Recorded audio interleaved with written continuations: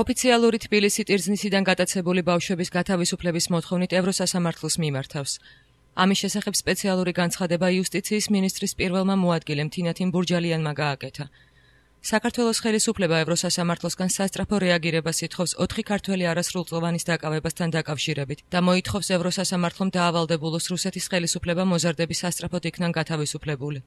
წერილში ასევე საუბარია ბოლო დროს მომხდარ ინციდენტებთან დაკავშირებითაც, კერძოდ სოფელ გრემისხევიდან გატაცებული 16 ქართველის შესახებ, რომლებიც საერთაშორისო ორგანიზაციების ჩარევით 5-დღიანი ტყვეობიდან გაათავისუფლეს.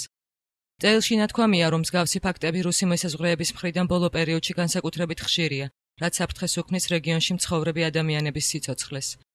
იუსტიციის სამინისტრომ მიმართა ადამიანის უფლებათა სასამართლო სტრასბურგში, რათა სასამართლომ დაავალდებულოს რუსეთის ფედერაცია დაუყოვნებლივ და უპირობოდ გაათავისუფლონ 4 ქართველი მოზარდი, რომლებიც უკვე 2 კვირაა ტყვეობაში იმყოფებიან.